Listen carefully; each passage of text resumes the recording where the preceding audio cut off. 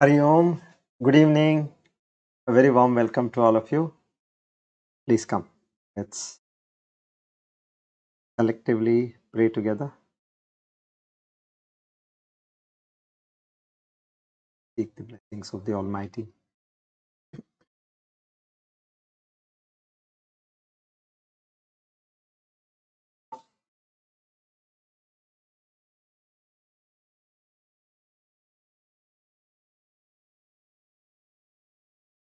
Oh.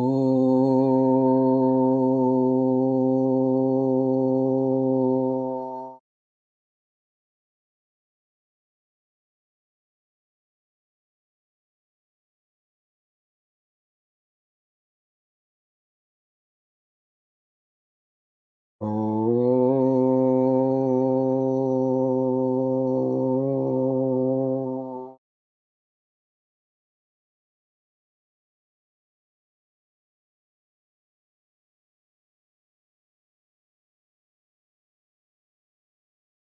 Oh.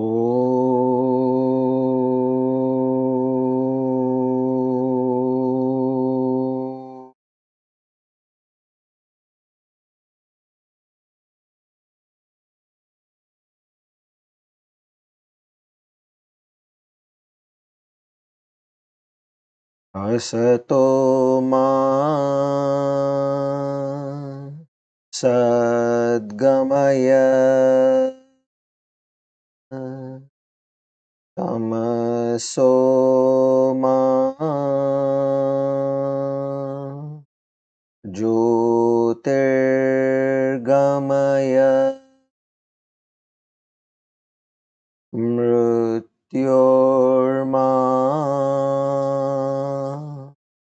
amritam gamaya.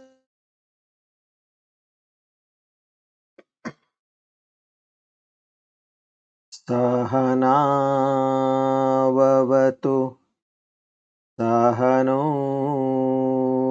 bhunaktu saha viryankaravavahai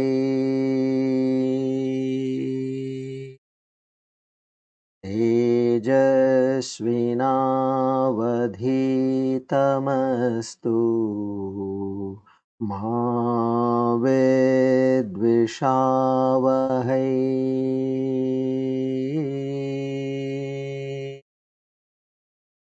Om Shanti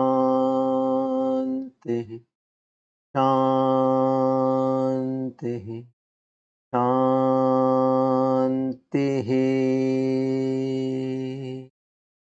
Hari Om Tat Sat. Sri Chinmaya Sadgurave Namaha.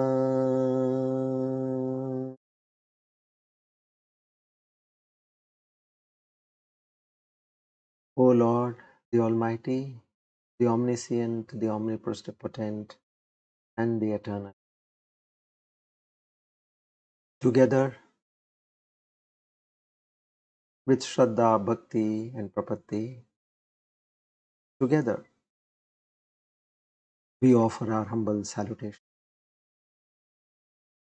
at Thy holy feet to seek Your grace, Your blessings, Your love, Your compassion, Your forgiveness, Your strength.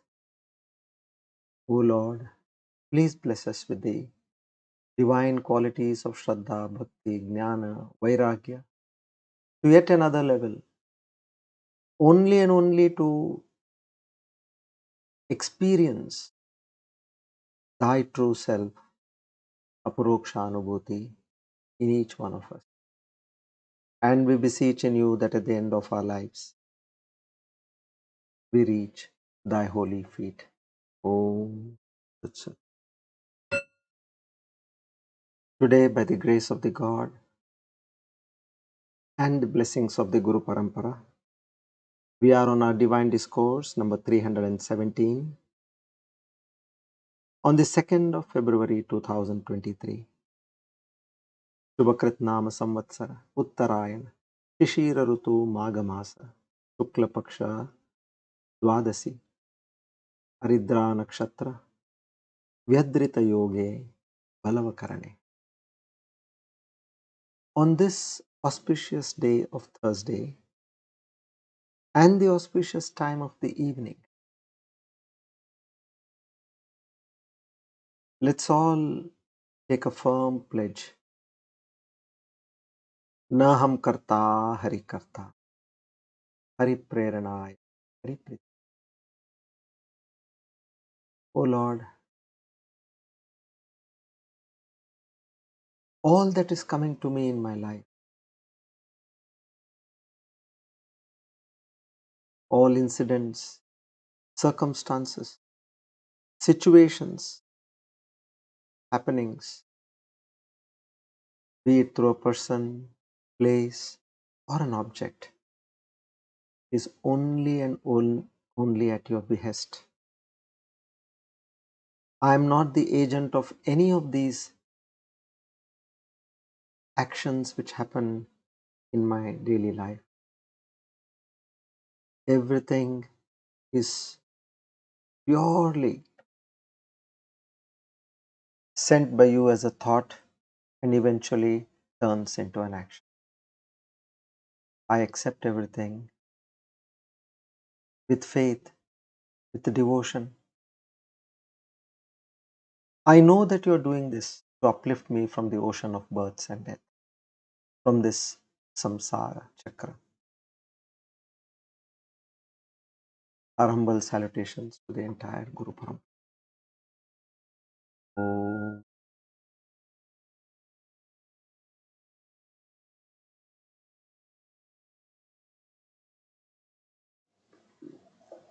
Good evening, everybody. A very warm welcome to all of you.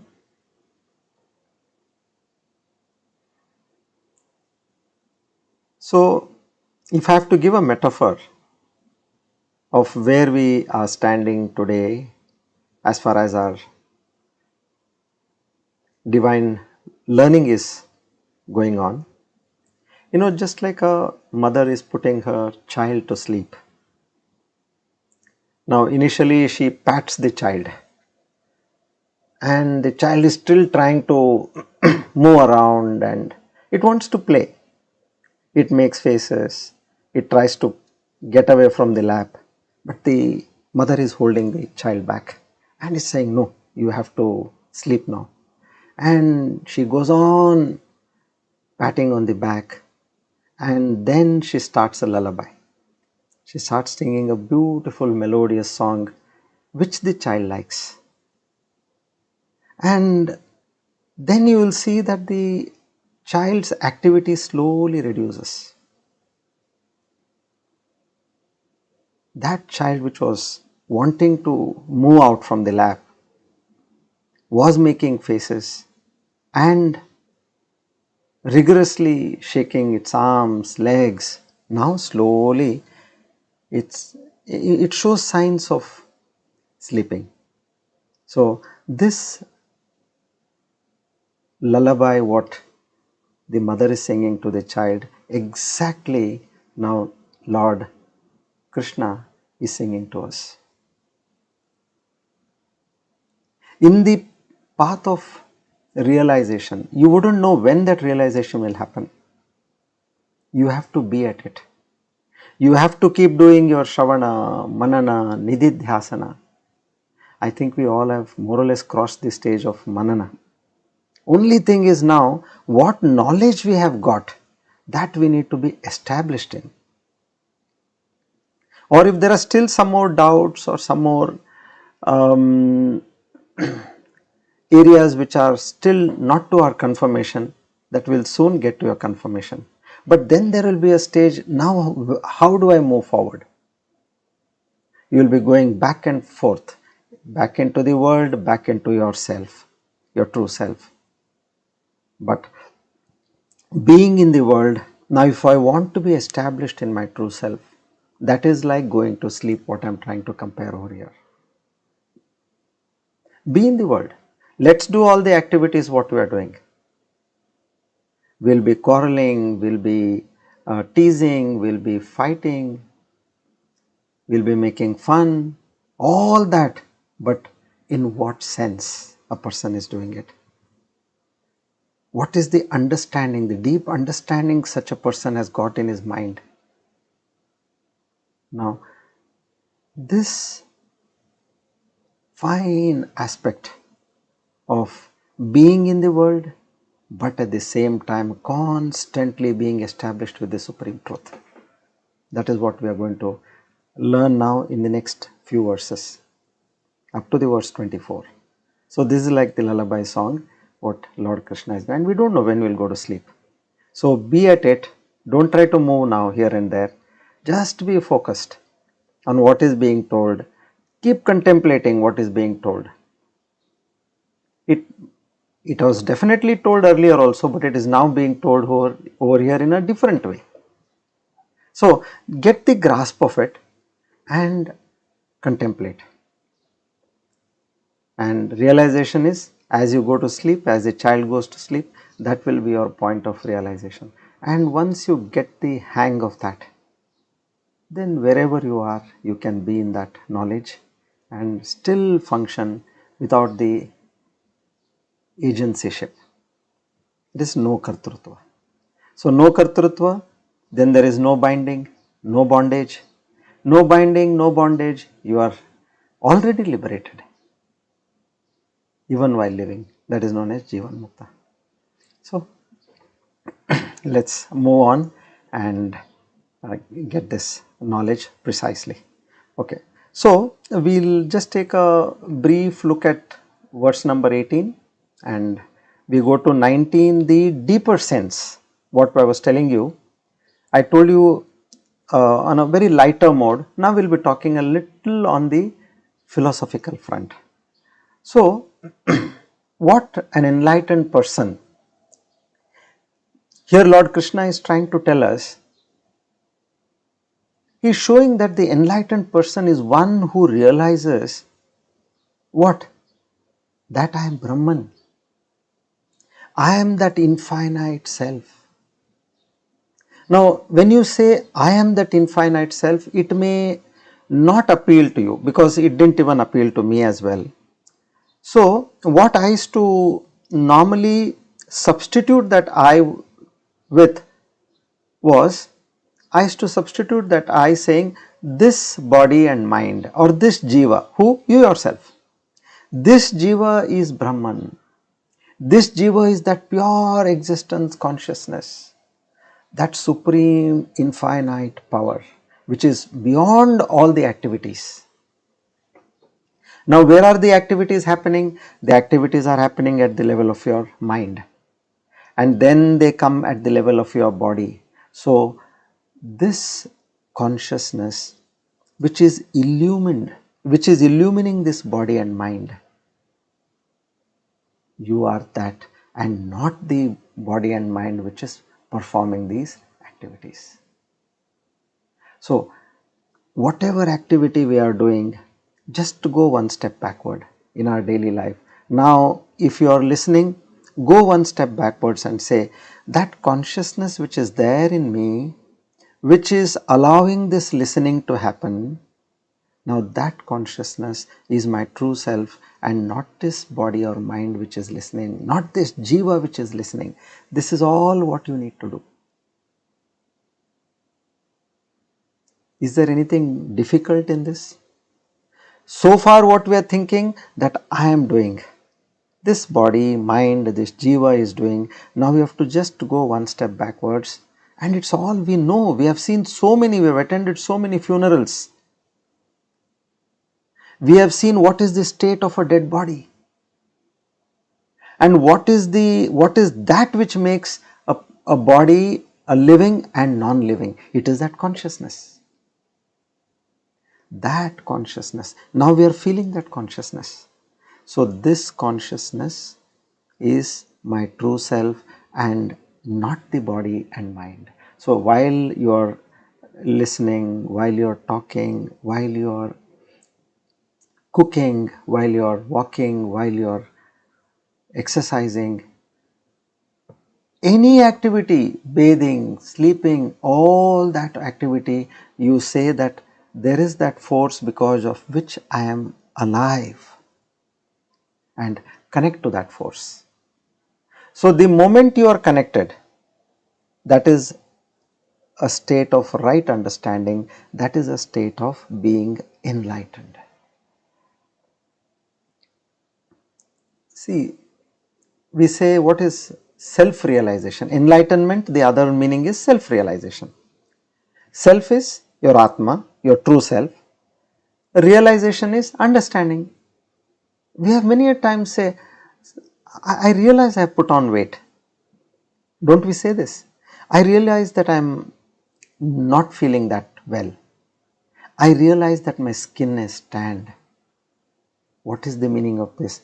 You realize meaning you understand. So when you say self-realization, which means you understand your true self as that awareness consciousness within you, which is the reason for this body and mind to operate.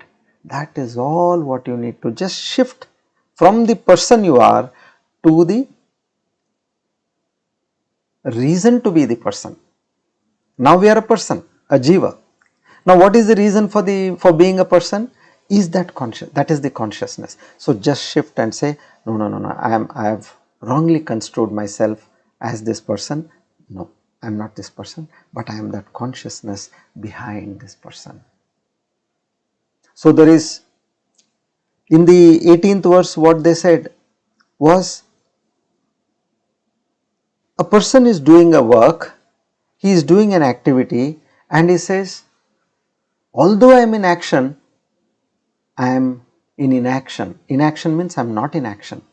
So what does that mean?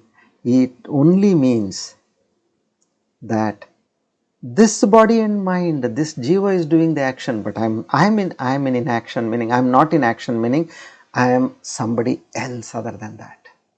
This is that fine aspect. Like on a movie screen, you see the movie is playing. There is so much of activity going on.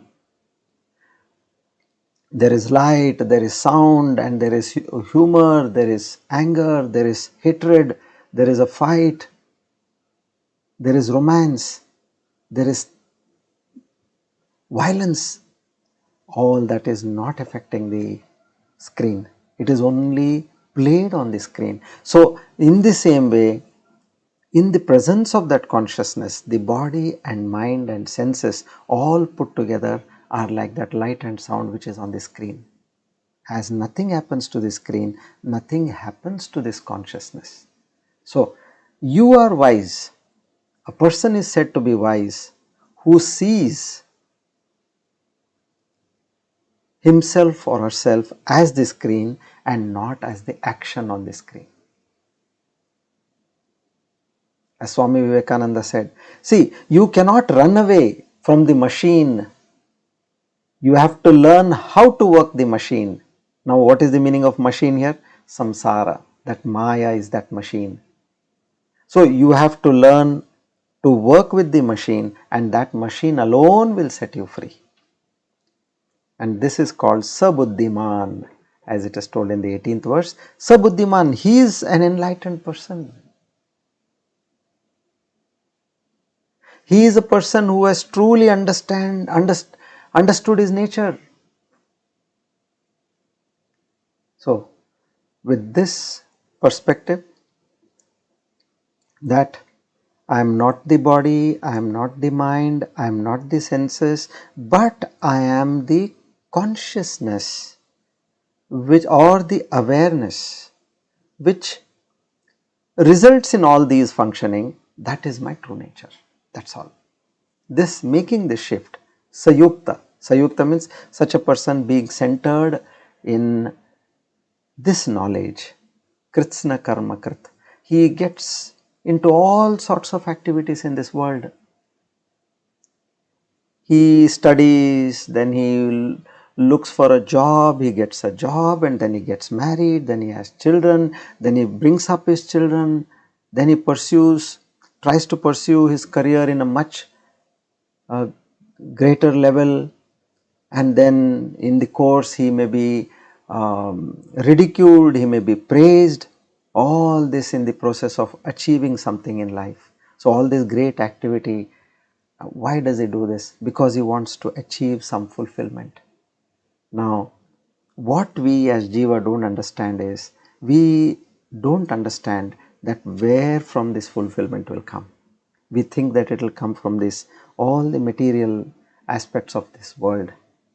But when the scriptures tell us that, hey, look, Jiva, this fulfillment comes only from God realization, my friend, not from anywhere else. So when a Jiva gets to know this, then it keeps doing what it needs to do in the world. That all activity in the world becomes like a play for the Jiva.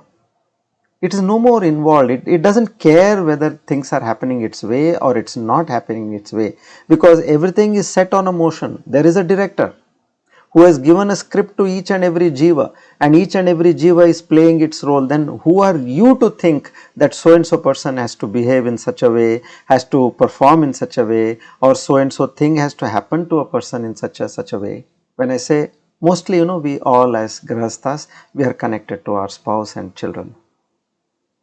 And we want everything to happen by the clock. And of course, now the clock also, the trend is changing. Like for example, marriageable age. Look at 50 years back. Marriageable age was in the teens. 50, 60, 70 years back. 70 years back was no sooner the girl attained puberty, she was getting married. And then slowly 40, 50 years back it came to the later teens. And then 20, 30 years back it was somewhere in mid 20s. Now it is mid 30s. Can you imagine this? Now these are all worldly things which are subject to change. Now you take a benchmark and you get worried, array so and so thing is not happening in my life. It's not happening with my spouse or with my child. Whatever you have decided, that is something wrong which we are thinking. We have to get that everybody is playing a role in this theater of drama, the drama theater, where Lord has given the script to each one. And where is this script coming from? It is coming from their past birth. So then how can you expect? So you are getting into misery because you yourself has invoked a thought which is from the point of view of a Jiva. Come out of the Jivatva Bhava. Look at your own life as you look at others' life. This is happening. Fair enough. Not happening. Fair enough. Why? Because it's a script given by the Lord. And I have got no role to play in that script. I have to just keep playing what I need to play in life according to my script. So now from the 19th verse to the 24th verse, as I said, it's going to be a lullaby, and let's see what Lord Krishna has to tell us over here. Only thing is, he says spirituality promises what? God realization, enlightenment. And okay, you say it promises God realization, enlightenment. How do I get it? That's my first question. And second, after having got it, how do I have to live? These two things. So now that's where we are going to be guided. So let's take the verse number 19.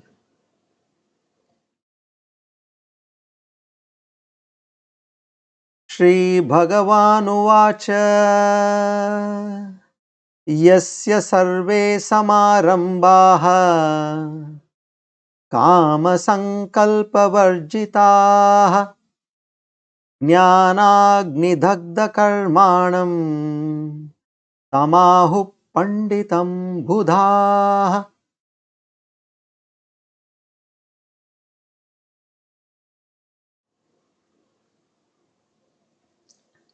So, he whose actions are free from hankering for desires, whose actions have been burned by the fire of knowledge. Such a person, the wise call a sage, call him a sage. Now, if you see, there are two things which you can understand here. The actions of such a person are free from hankering for desires. Now, whenever we do a thing, we immediately, the first condition, we even before doing, our sankalp is what? Our sankalp is that I want so and so thing from an action. Now, that's where we need to modify our outlook in our lives. When you say that I am going to do a particular action, see, I am going to do, meaning you have brought in your jiva bhava, I am going to do, meaning you are again saying that aham karoti, ahankaraha. Aham karoti means I am going to do so and so action and I want so and so thing. In this one particular sentence, ahankara is shown up 3 times. I want a particular result. Now, sorry, how should our attitude be? Come out of the jiva bhava, meaning now you have to understand that you are that, your true nature is that consciousness behind this body and mind or behind this jiva. Now you are no more this jiva. You have understood what your true nature is. So then, where is the thought coming for this jiva? The jiva is getting the thought as per its karma. And as per the karma getting the thought, this jiva performs the action. And as per the action performed with that ichha or hankering for desire, it is going to get fruits of action. One is based on the past karma, the fruit is given, and subsequently on the basis of what it has done now, then it will be getting further fruits or it be getting papa, which is the pain for the action done. So now this jiva has come out of that jiva bhava. There is no hankering because it knows that I am not this jiva. Standing apart, such a body and mind, whatever action it has done, that will be burnt by the fire of knowledge. Fire of knowledge of what? The same knowledge what we just now learnt, that I am not this jiva. I am the awareness, consciousness which is responsible for the functioning of this jiva. That is my true nature. Now this jiva is understood. It has migrated. It has transformed itself. It has now realized its true nature, like a caterpillar becoming a butterfly. It has understood and it is staying in that knowledge. Having understood, every moment, anything which is happening, it again goes back and says, I am not this body and mind, I am this consciousness behind this body and mind. So once you get this knowledge and then with that knowledge you start interacting with the world.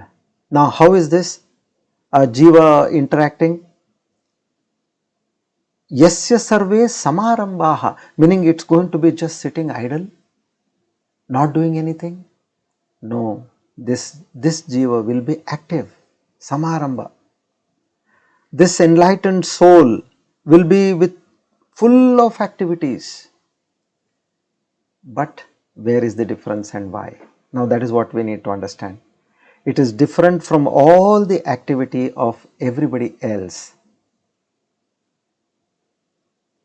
where it has given up the desire for the fruit of results. Now a common question can come to us, like if a person has given up the desire for the fruit of its action, then what's the motivation? So here we are talking from the point of view of an enlightened person, understand this. And we being in samsara, Having understood this knowledge precisely and meditated upon it and transcended in our minds from the Jiva Bhava to the Tattva Bhava, now you become an enlightened person. You don't want any results. What is the motivation? From where does the motivation come? So you mean to say is here we use the term Kama Sankalpa Varjitaha. The next sentence, Yasya Sarve Samarambaha, who is active in the world, Kama Sankalpa Varjitaha, meaning is devoid of hankering, beyond the hankering, where about the fulfillment of desires. So where does this action come from? So now the Vedanta says it all comes from, naturally it comes from desire, which is Kama. And why does a desire come? Desire comes for fulfillment. I want to achieve something, I am unfulfilled, so I want that fulfillment and I want to achieve, and that's why I do. See, we all have various biological needs. We need food, we need clothing, we need a good shelter, we need a good company to be in, we need money, we need education, we need a job, we need a good society. Now all this, why is it coming? Because you want fulfillment. And that fulfillment need is there because you are unfulfilled. The deeper meaning is what? You are unfulfilled, that is the reason that fulfillment need is coming. You feel that you are limited. And where does this come from? This comes from that avidya, kama, karma. Bhagavan Shankaracharya uses this. This is known as a cycle in which you are rotating. Avidya, ignorance. Out of ignorance comes kama, desire, and from that desire you get into action, karma. And from that karma you get the fruit of the karma by papa or punya, and to experience that papa or punya you have to again come up with a new life, with a new body again. So the whole crux of our journey is to move from that limited self what we are. We have now understood to be ourself what? As per the ID card. I am so and so person. I have my limited knowledge. I have my limited bank balance. I have my limited resources. I have my limited relationship. I have my limited world. All everywhere it is limited, limited, limited. We are all limited companies. But now what the Lord is trying to say is, what an offer He has given us. Move from the limited to the unlimited, infinite self. From the microcosm, which is you are that limited little person, come out of it and move to the macrocosm. If we are able to get this, then what happens is, you become fulfilled. You are the driver of everything in the universe. My God, can you really imagine this? What the Lord is saying here. In other words, He is saying, you are not there. This I, ahankara, that small being, what that is out of ignorance. You are stuck with certain things because the senses and the mind have pulled you to certain enjoyments in life. Now you will learn in the next Shlok also, how is this mind so powerful? What is making this mind so powerful? Why am I not able to get out of the clutches of this mind? So with some beautiful examples we will learn that. So here, this ignorance has failed me to understand I am that infinite self, that Satchidananda, that unlimited existence, consciousness, bliss, because it has been hidden from me. I have become identified with the body, this mind, the senses, because I am designed in that way. That is my default setting. And we are not to be blamed. It is a default setting. Only those rare few souls get to know how to change the default setting, and that is what we are getting now. And if we don't incorporate this in our lives, that means there can't be a bigger fool than us. So I am stuck and trapped in this samsara because of this default setting. And everything that matters to me in life, a little pain in the body, I'm stuck, oh my body is paining, and somebody tells something wrong, oh that person said something to me, and some work didn't happen, he says I don't know when will this happen, you blame the government or you blame somebody else. So in these things, they continuously keep you in the trap of samsara. Get away from it. I am not this body, I am not this mind, I am an observer of this body and mind. I am this consciousness which is responsible for this body and mind to function. You disown yourself, that is enlightenment.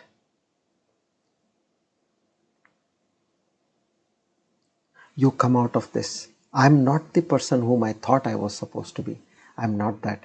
It was a mistaken identity for me.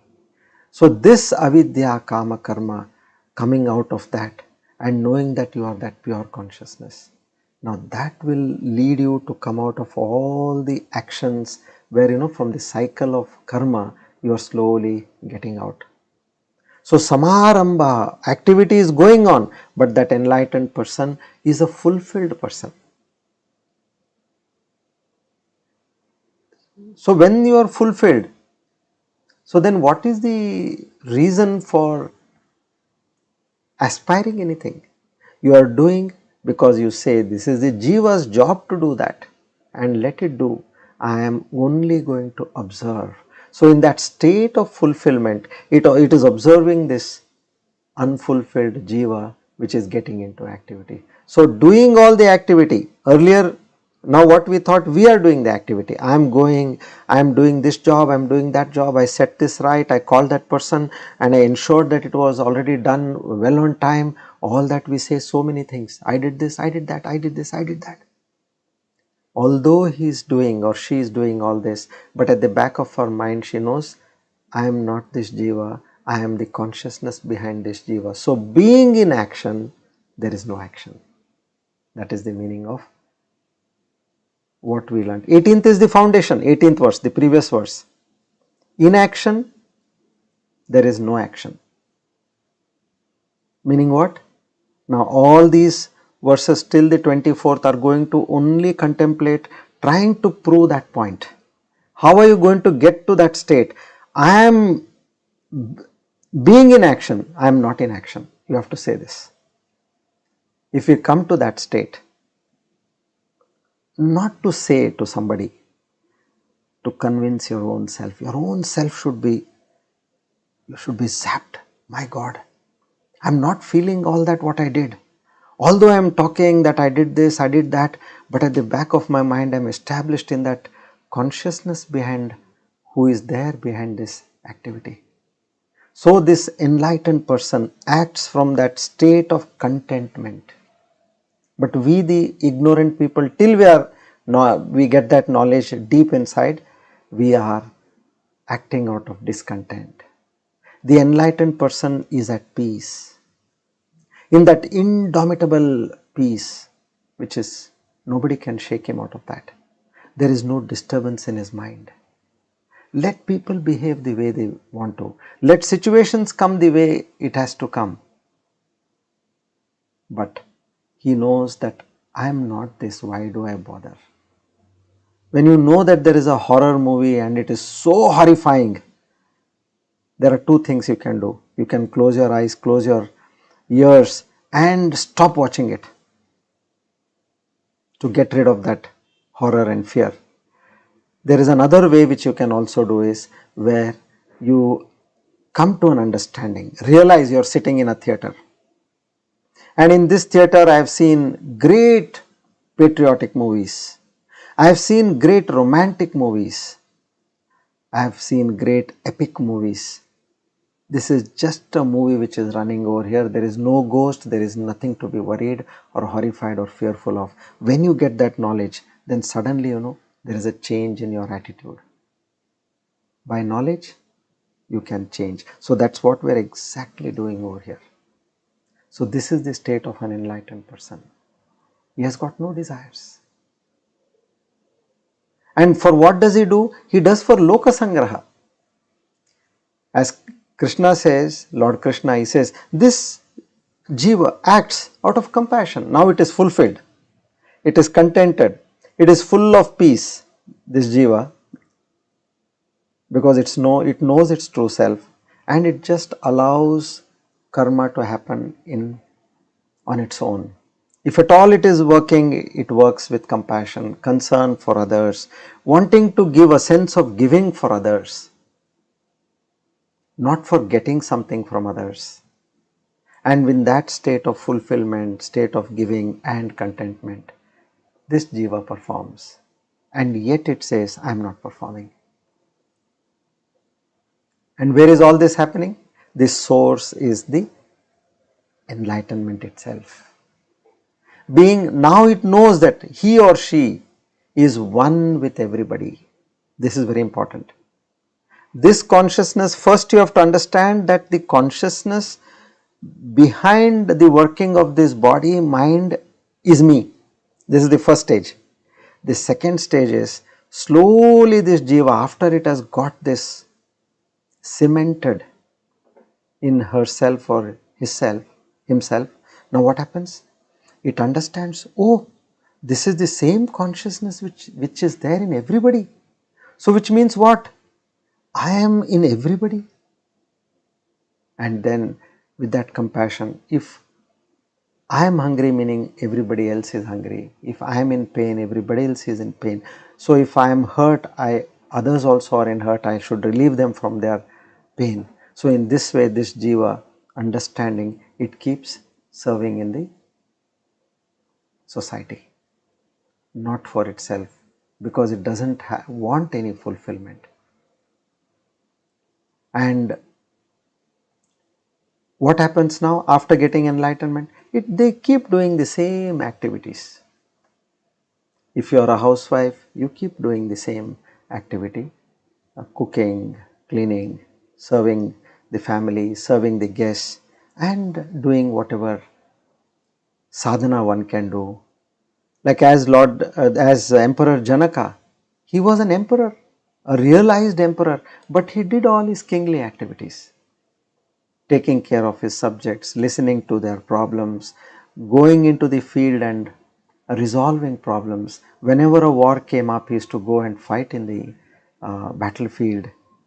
Whenever there was a famine, he used to go and distribute food amongst the poor and the needy. Whenever there was an epidemic, he used to go and serve the people and see that everybody comes back to the right order. A great story you can talk of Nisargadatta Maharaj, who was in the slums in Andheri in Mumbai. Now, this is actually not very far off, a few decades away. You know, we can relate how a person in a slum in Mumbai, how he got enlightened. He went to his teacher. He says, when his disciples asked him, Maharaj, how did you get enlightened? He said, 3 things. My Guru told you are Satchidananda, number 1. Number 2, I believed him completely what he said. I didn't think, I just believed and I got it in my mind. Second is I believed him. And number 3, I stayed in that belief. I just stayed, meaning Shravana, Manana, Nididhyasana. See all these 3 stages what he did. My Guru told I am Satchidananda, Shravana. Told meaning he heard, correct? Shravana. Manana, I believed. Without any doubt, I didn't have any doubt, I plainly believed him, that is Manana. Where there is no abhavana, there is no asambhavana. And third, Nididhyasana is where I just stayed in that belief. Now, after this transformation happened in him, then he said, what do I do here? Let me go to the Himalayas. And then he also started his journey to move away to the Himalayas. Then he understood, what will I do sitting on the mountain top there? Here I am in a slum, of course, fine. But when the Brahman is situated in the slum, in the mountain, why do I have to go to the mountain when he is already here? See that. And you know what was his job? He was rolling bidis and selling bidis. That was his job. So he continued to do his job, rolling bidis and selling them. And a great jnani. One of the recent enlightened persons, we can say, who had a great followership, especially from abroad. He couldn't speak anything else from other than Marathi, but they used to translate what he spoke. That was the conviction. So if you really have that opening, I want to get realized, I want this enlightenment, I want to become one with God, that itself is enough. Nothing more is enough. So Dagda Karmani. Now, how does a person who has got this enlightenment, all his karmas, here they say that you take a bowl of seeds. Now, those seeds, if you put them in mud, they will sprout. But once it is put on fire, if those seeds are placed on fire, although they look the same, what has happened? That capability to sprout in the seed has been burnt. They may look like any other normal seed, but they will not have the capacity to sprout, meaning these karmas will not come back to you as papa or punya. This is what is the meaning of this. And how does this enlightenment, that spark, just understanding that you are that consciousness behind this jiva. So far you are operating in the jiva bhava. Now you understand that you are that consciousness behind the jiva, and it is like there is a mountain of cotton. Let's say you just take one matchstick and throw it in the mountain of cotton, that whole mountain of cotton will get burnt. In the same way, however big your sanchita karma is, what the scriptures are telling, that will be just burnt at one go. Like you have seen a rope. Now if that rope is burnt, it will still look like a rope. We all must have seen this. It will look like a rope, but it will not have the capacity to tie you to this samsara. Just a rope, the job of the rope is to tie. But this will be, although it is looking like a rope, perfectly like a rope. In fact, it looks much better than what it was, that shine after it is burnt. But it has got no capacity to tie you. So, this is the jnanani dagda karmani. All the actions are burnt in this fire of knowledge. So this is the wonderful message what we are getting. So we may have a big pile of our karma, good, bad, ugly, all what we have done, but nothing to worry. Just understand your true nature. Now the same knowledge will be told in different ways to make us to get this deep in our mind and heart. So now it is the lullaby is on. Just keep listening and you will fall asleep. That sleep meaning you will get into that state of realization. Okay. Now we'll go to verse number 20.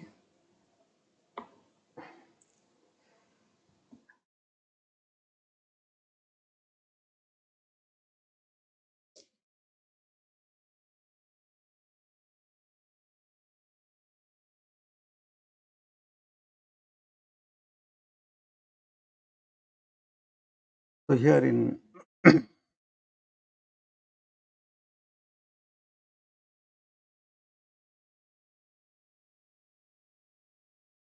verse number 20, he'll come up with another concept. We'll understand this. First, let's read the verse.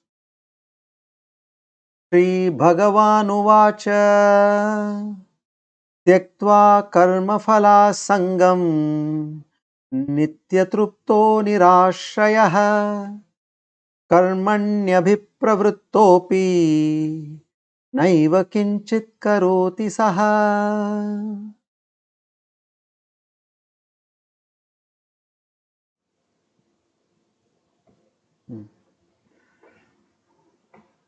So,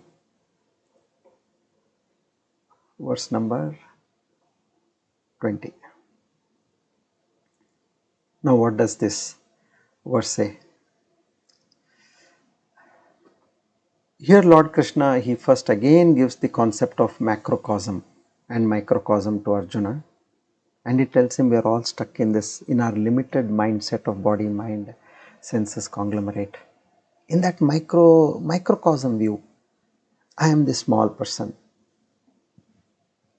He starts off saying transcend your body, mind, senses and know that your true nature is not this minuscule, this anitya, this vikalpa, this jada, I what you have thought. But what is your true nature? I am that nitya, nirvikalpa, chaitanya, swarupa.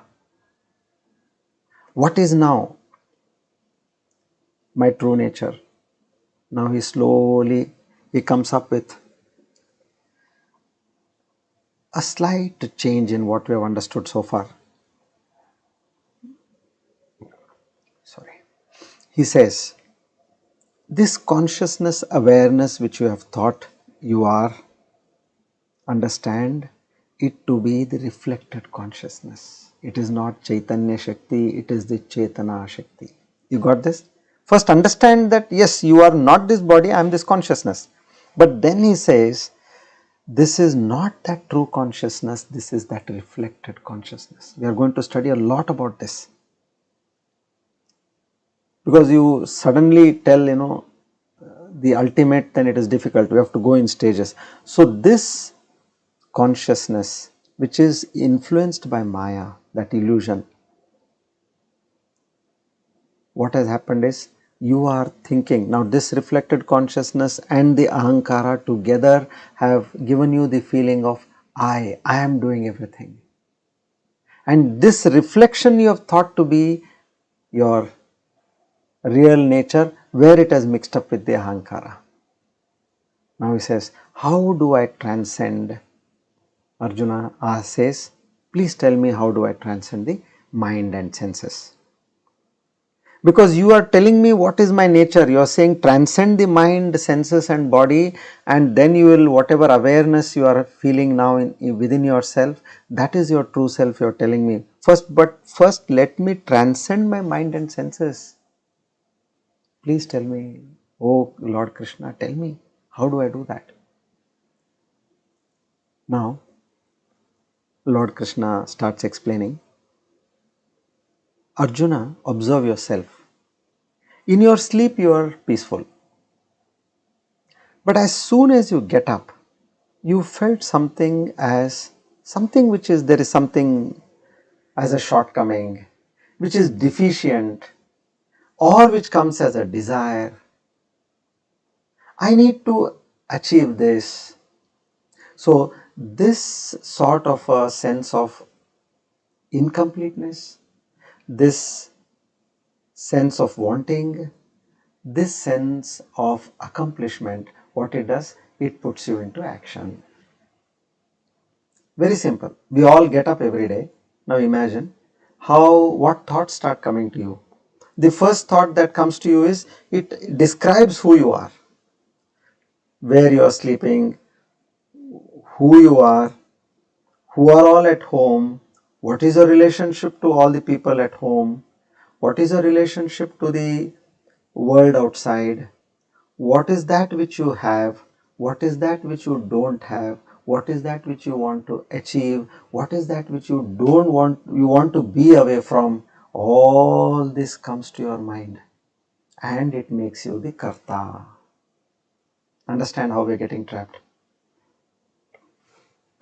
As soon as you get up, you had nothing in your mind as far as you are asleep. And as you get up, this karta bhava, aham karta bhava will start coming in. And with that aham karta bhava, you get into action. You get up, you get ready, and there are some time schedules which you have already planned. You get into action, you go into the world and you say, I want to do this, I want to do that, I don't want to do this, I don't want to do this. And you start experiencing. and somewhere you hit your goal, you feel happy, oh, I achieved this. And somewhere you don't achieve something, you blame on somebody and you say, nonsense, what a world is this, what kind of people are these, and you start getting disgusted, frustrated because something didn't happen. Now to go deeper into how this mind, this karta bhava, akarta bhava, meaning we have to move from kartrutva to akrutritva. But for that we should know, what is this game being played by my mind and my senses? Now my task is to bring my mind under control. How do I bring my mind under control? So let's say you get up in the morning and somewhere you get a desire that you want to eat a mango. Okay. Now the desire came in your mind, and for quite some days you have not been able to eat a good mango. So somewhere you got to know, before going to sleep somebody told, oh, this person is got really good mangoes, you would have never had in your life, I tell you, you must go and buy from him. Okay, that thought came. Now where did the thought come? The thought came in the mind and not obviously in the tongue, right? Now your mind tells your legs, your hands and your speech, all of this to get into action. It tells your legs, take me to the market. And there you go to the shop. In front of the mangoes, you talk to the shopkeeper. Now your speech comes into action. Then your hands come into action, you pick up a mango. Then your nose comes into action, you smell the mango. Your eyes, you're looking at the mango and you assess, kitne mein diya? You bargain, you buy. And after having bought the right quality, you bring it home, you cut it, you wash it, you cut it, and finally you eat it. Okay? Now, carefully let's observe. The mango was bought by the hands, legs, nose, eyes, all these, they got together and they put in the effort, and finally it was eaten by the mouth, that is the tongue. Okay? Now what got satisfied in the process was, if you see carefully, the mind got satisfied. But now the real understanding is, at this point, if you observe, the next day again the mind says, I want another mango. It was not satisfied. Now what is happening truly here is, if the mind was satisfied, it would have not asked for a mango again. But why is it that the mind is not satisfied? Mind says, I gave you a mango yesterday. If you say to your mind, I gave you a mango yesterday, you tell the mind says, where did you give me? The tongue ate it, I didn't eat the mango. You didn't give it to me. Now what is happening here is, the mind is a victim to the senses. The senses, they propagate the mind to, because it wants support from all the other. Now the tongue, what it tells the mind, it hankers the mind. Mango, mango, mango, mango, mango. Because it knows that it cannot alone do anything.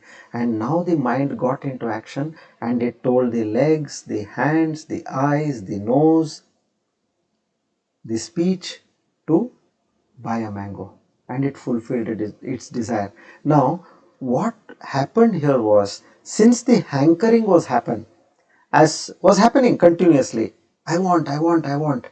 And after doing this entire course of action, now when the tongue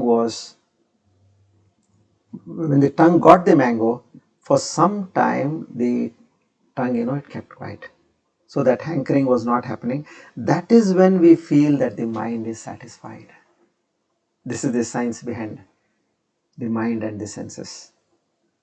Then again after some time, the hankering starts from the tongue and the mind again says, I want it. So if you want to control your mind, this is the key thing what we learn here. If you want to control your mind, you need to control your senses. Poor thing, mind is not what? is not the victim all the time. It is the senses which spoil the mind. It keeps it agitated. So once we get this understanding, oh my God, it is not the mind. Control all the senses. And you see, your mind becomes calm. If you try to control your mind independently, without any control on the senses, it will never be calm. Now, this is one of the root lessons, basic lessons which we are understanding how to control your mind. Never ever try to control your mind. Control your senses and your mind will automatically come into control. So, in this way, now Lord Krishna tells, okay, if you have to transcend, so where you have to start your journey? You have to start your journey first from controlling your senses. Sense organs, organs of action, all have to be controlled, these 10. And then slowly you see, there is no hankering on the mind. Mind becomes automatically peaceful. And then you will say, okay, in that peaceful state of mind, now Lord Krishna says, now you start analyzing. Because the mind has got the power to analyze, to reason out, to doubt, to accept. Now, whatever knowledge I am giving you, you start understanding this in the right perspective. Like say you're sitting at home, you're working from home. Imagine there are 5 and 5, 10 senses which spoke, no? Sense organs and sense actions, organs of action. These are like, let's say there are 10 mischievous children at home and they're not allowing you to work for a moment. How will you complete your assignment? So in the same way, this assignment of understanding the true nature of the divine, you are getting a chance, but always you are dissuaded by the sense organs and organs of action. So keep them under control and listen. The mind is listening to this. It finishes the stage of Shravana, it finishes the stage of Manana, and then it enters into Nididhyasana and it gets established in it. So desire is in the mind, but what gets satisfied are the senses, because the mind was pushed to action because of the senses. And you always think, what is this? What is this nonsense happening here? Mind asks and I give it to the mind, and then finally I see that again the mind comes back. So in this way now Arjuna is getting convinced when he had asked, how do I satisfy the mind which never gets satisfied? And Lord Krishna says, don't worry, I am going to tell you, it is possible. And we'll learn more of this in the next few verses. So if you slowly see, our journey is moving from where? If you have to recapitulate all what we have learned, we are under a feeling that we are this jiva, a conglomerate of body, mind, senses. Now what is being told to us is, move one step behind and understand your true nature is that unlimited, infinite, eternal power, and not this limited jiva. So now slowly we are shifting backward. We are saying, I am not what I thought I was. So with this knowledge, now we have to slowly move towards, there is one more step. As I told you, this is the reflected consciousness. So then what is that which is reflecting over here?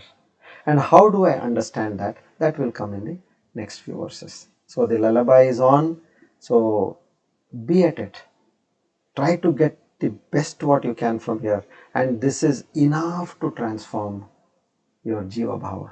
I'm telling you, this is, if you have put your heart and mind to it, you have surrendered to the Lord. Oh Lord, I am not that intelligent. I am not that great who can really get into this. I need your help and support. Just ask that. With that, true prapatti is a complete surrender, and everything will happen on its own. Shri Krishna Arpanamastu. Om Tat Sat.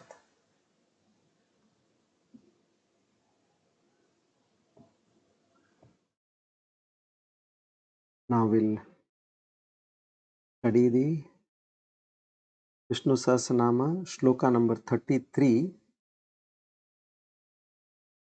Okay. 33, 303 and 304. There are two divine names, Mahashanaha and Adrushyaha. So I'm just looking at the chat.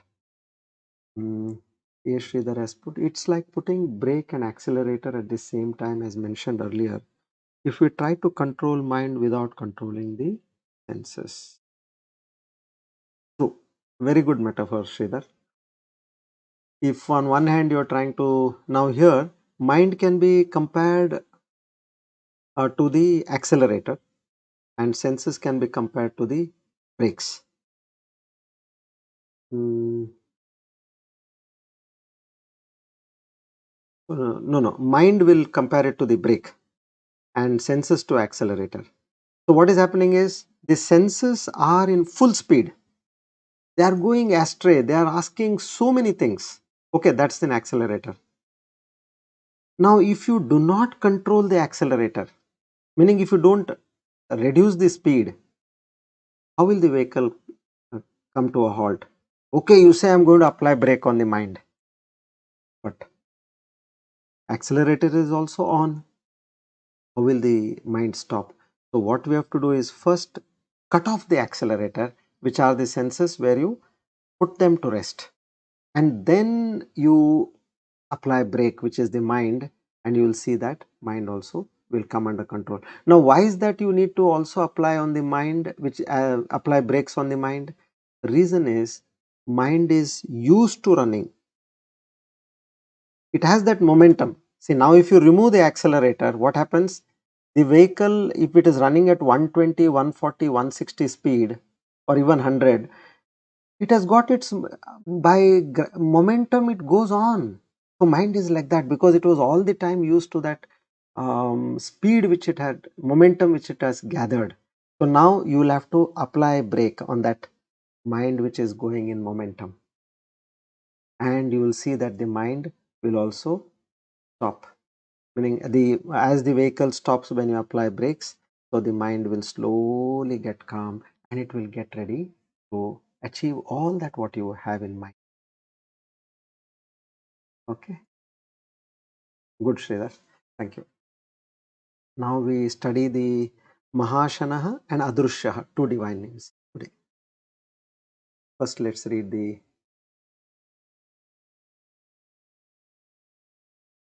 Shlok 33. युगाधिकृद्युगावर्तो नैकमायो महाशनः अदृश्यो व्यक्तरूपश्च सहस्रजितनन्तजित्.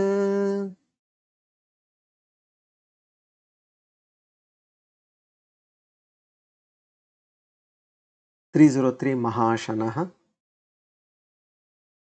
This word can be dissolved as he who eats up everything. Mahat asanam yasya saha is Mahashanah. He who eats up everything.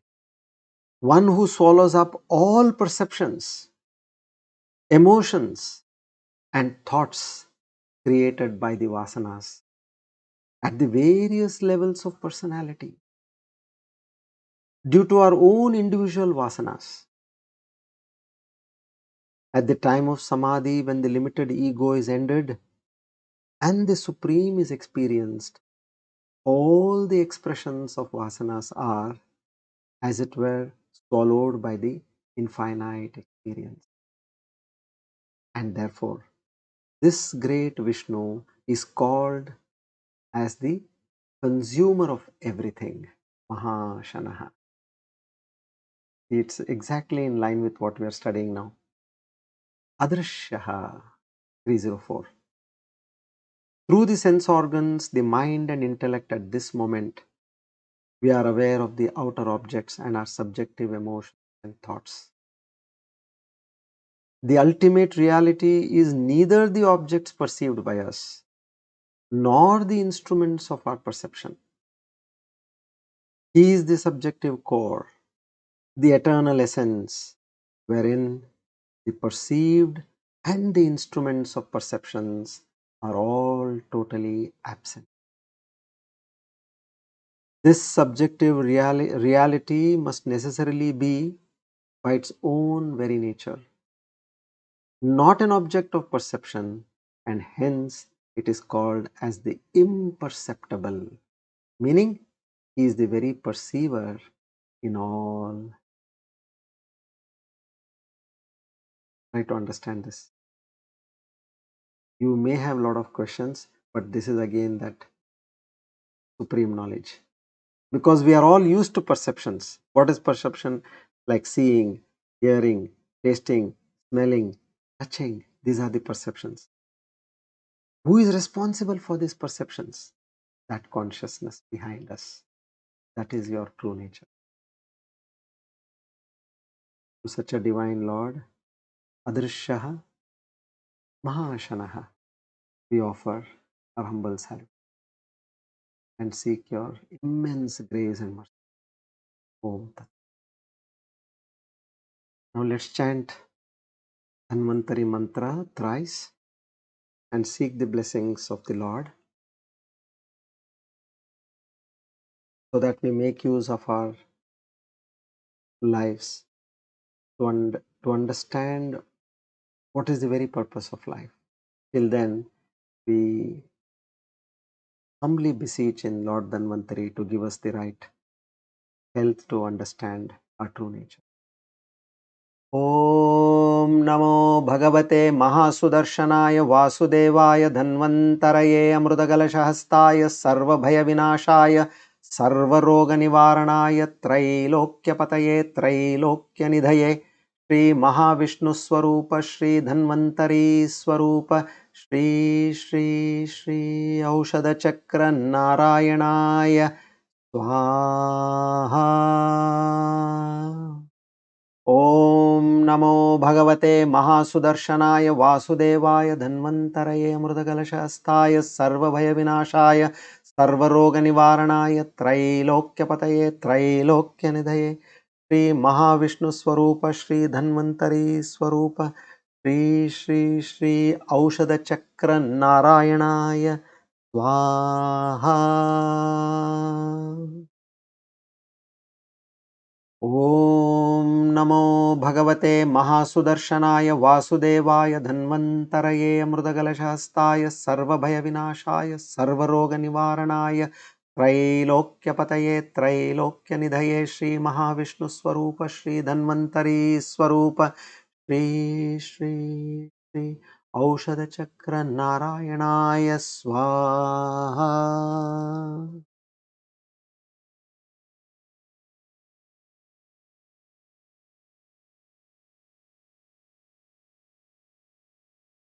Now let's do the Sakshatkara Siddhi Yoga Dhyana,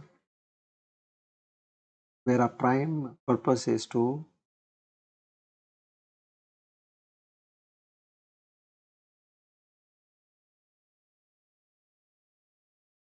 become an observer, a witness to the body, mind, and senses.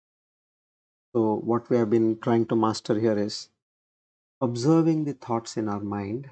So, let's get into that process of meditation.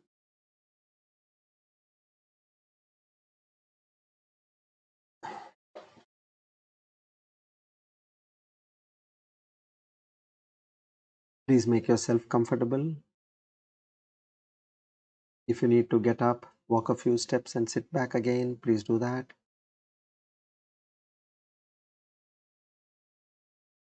Ensure your body is completely at ease without giving you the slightest irksome for the next few minutes.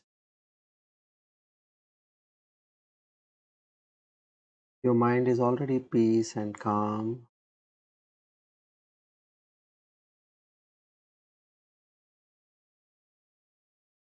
With your head, neck and spine in a straight line.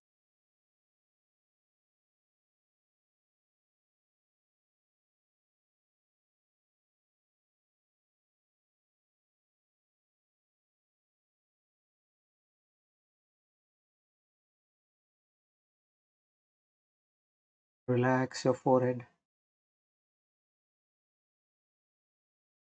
Relax your entire face.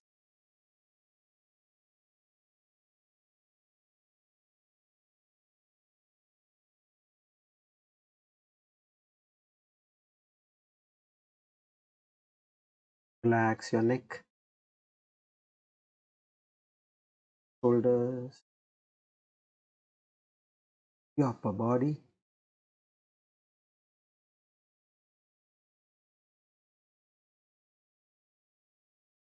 and your lower body and legs.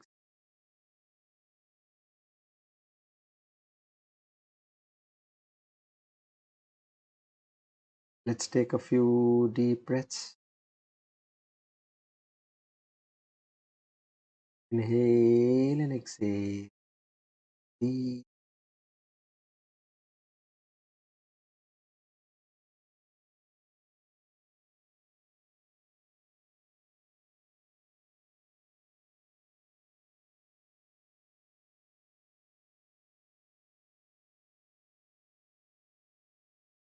Antarika Drishanuvitsa Vikalpa Samadhi.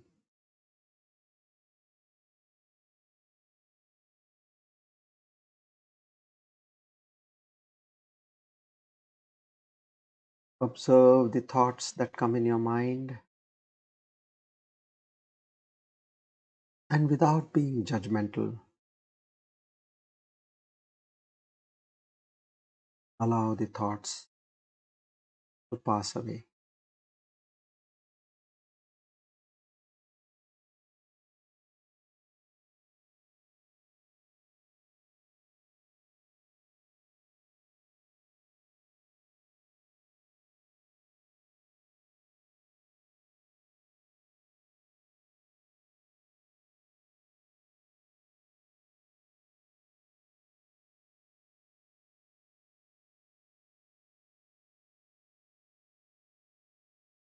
The more you distance the thoughts in your mind,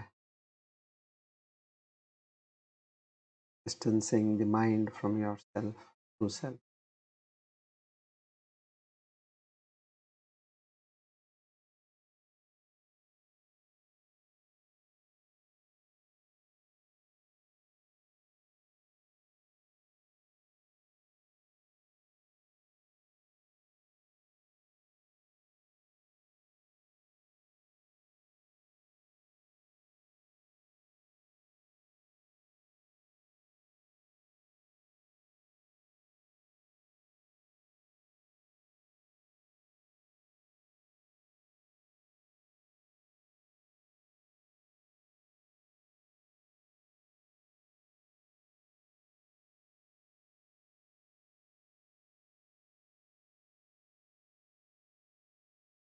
Observe the number of thoughts gradually reducing in your mind.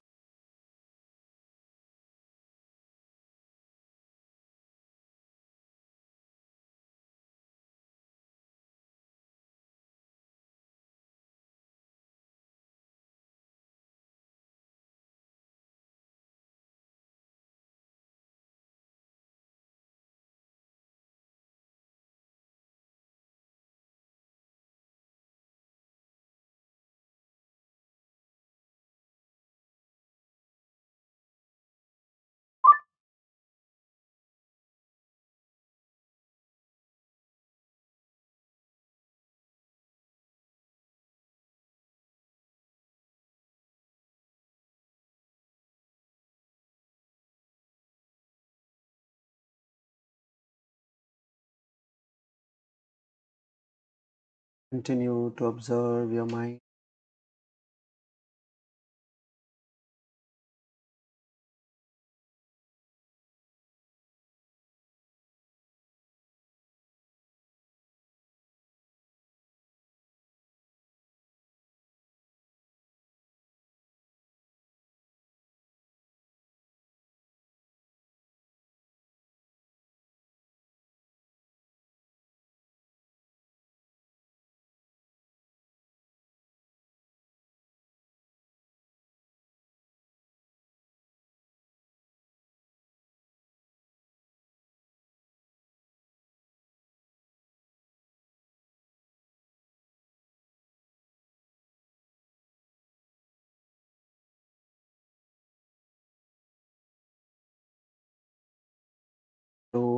observe the breath,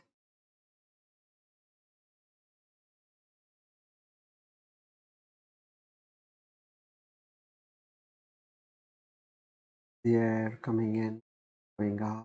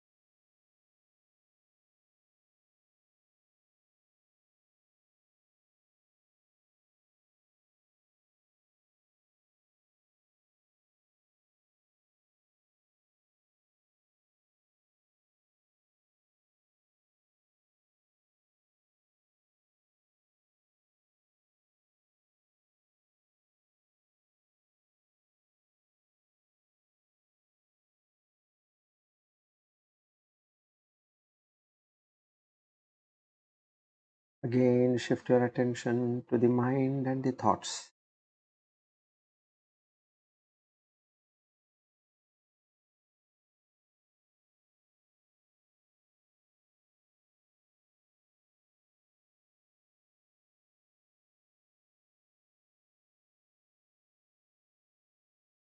Feel the absence of thought.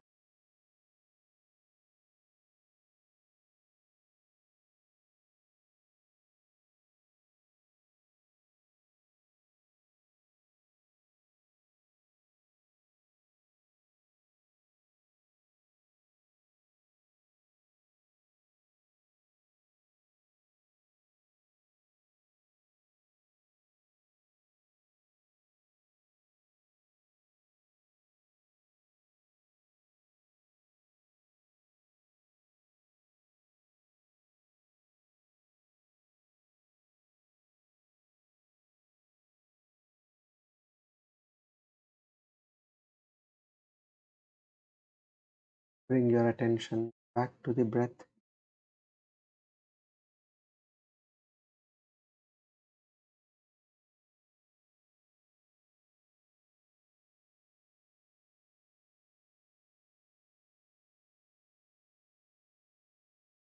Become aware of who you are, where you are seated.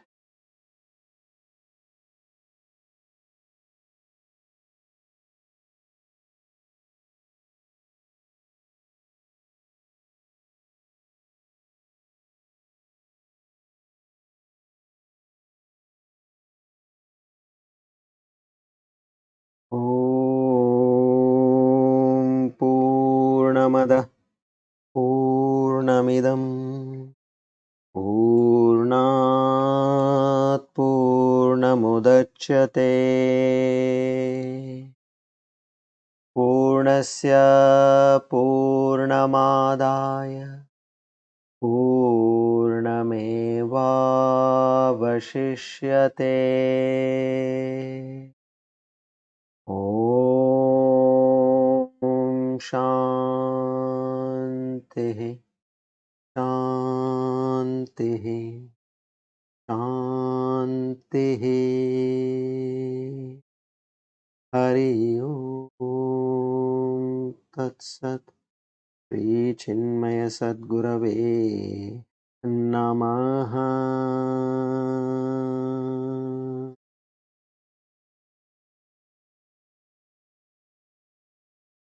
Rub your palm, place them on our eyes, gently and lovingly. Open your eyes. Together we offer today's Gita Gnana Yajna at the lotus feet of the Lord and seek His grace, mercy, and blessings. Na ham karta, Hari Prerana. Shri Krishna. Idam namama. Om.